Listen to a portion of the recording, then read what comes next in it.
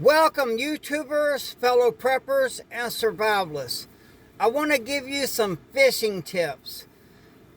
It'll work great in a grid down situation, but it works great in an everyday fishing situation. Now, a lot of people that's not, trying to think of the word, a lot of people that's not experienced fishermen, well, most of them, they always go with too big of a hook. Okay? So, I've learned something. I've been fishing my whole life, ever since I was just a little kid. And I've learned something, that big hooks catch big fish. But little hooks catch all fish. Okay? Now, when you're sports fishing, yeah, of course, you want to catch the big ones. I get it. That's fun. But in a survival situation, or even sports fishing, okay? I want to put this up here where you can see it good. Now, these are small hooks. And with the small hooks, you can catch large fish and little fish. But there is a difference. I want to show you the difference in the hooks. Like these hooks right here, the shiny ones, they're more of a heavy gauge. The way to explain it is they're stronger. They won't bend so easily. So like this particular kind of hook, okay, it bends much easier. So to catch a large fish on this little hook, well, it's liable to straighten out and you're liable to lose the big fish because it's just not as strong. But these little hooks right here, they're a lot stronger, so they won't bend straight.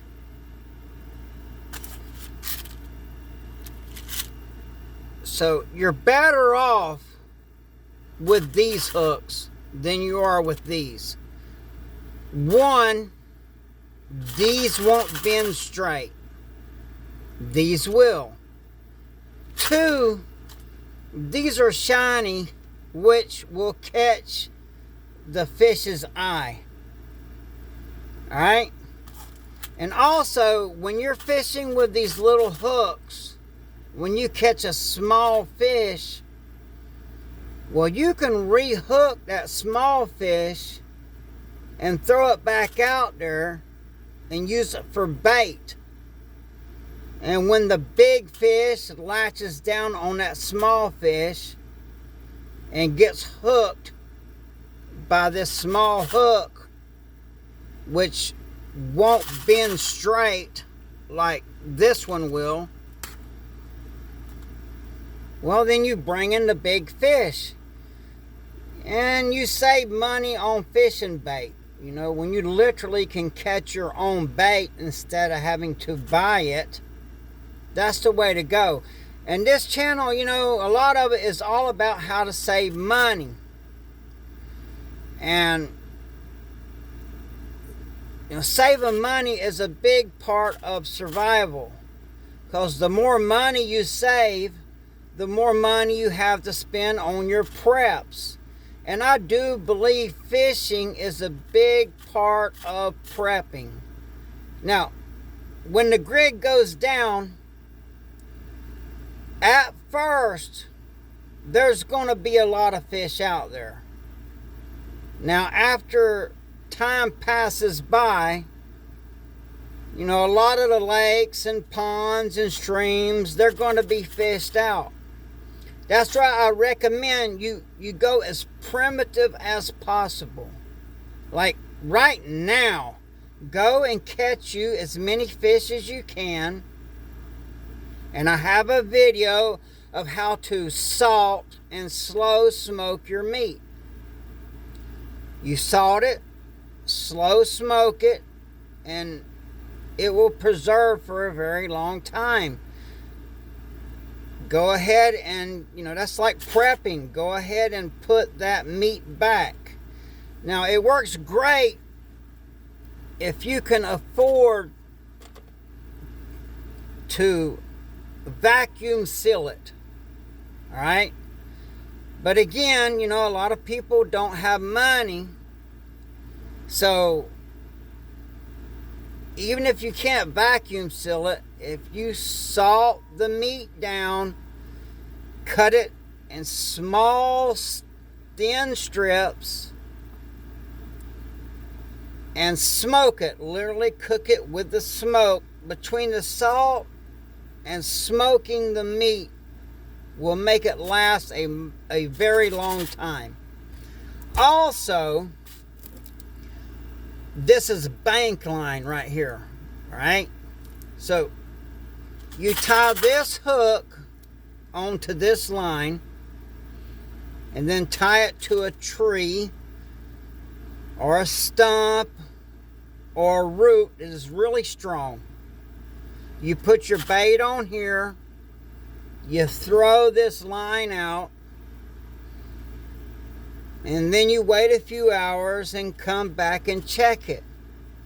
To us, old school fishermen, it's called bush lining. We basically just tie it to something strong, throw it out there, come back a few hours later and check it. Is kind of the same principle as snaring, except for your fishing, okay? Now, something else I want to show you. Now, this line right here is called spider wire. Now, you got to tie the knot properly, or it'll literally slip off your hook. But for the diameter, this is the strongest line you can get. I mean, this line is like crazy strong. I have more. I don't want to get up and leave my spot here, but small fish. Look at the diameter of that line. I mean, man, this stuff is so strong. So for me, if I'm using a rod and reel, I use spider wire. It's just way stronger. And also, I use this spider wire to set up my perimeter protection with my airsoft grenades. Trying to stay on topic as far as fishing. That's how it goes when Little Miss Prepper ain't here. But like these hooks right here, they're really not that good as far as catching big fish, because a big fish will bend it straight and get off the hook. But these, a big fish is going to have a hard time bending that straight. And like I said, with big hooks you catch big fish. With little hooks you catch all fish. So leave in the comment section below if you have fished and have experience with it. I would like to know your feedback. Remember, this is our channel. So we share our information in the comment section below. I don't know everything. The moment you come across someone that claims that they know everything, you just need to turn around and walk away, because no one knows everything. Always be a student. Always be a student. And I'm constantly learning every day. I've been fishing since I was just a little fella. So I know a lot about fishing, saltwater and freshwater, because I've been raised down here in Florida. So we did a lot of freshwater and a lot of saltwater fishing. But this right here is the way to go.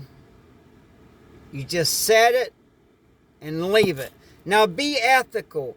Once you use these, don't just leave them tied, because I can't tell you how many times I've gone down the river in a canoe and come across a humongous fish caught and literally rotten on the bush line where somebody did not come back and check their bush line. So don't do that. Every fish is going to count. And that fish that you let go to waste could possibly be a fish that keeps from someone starving. So again, give me some feedback. Please hit the like button. Subscribe to the channel.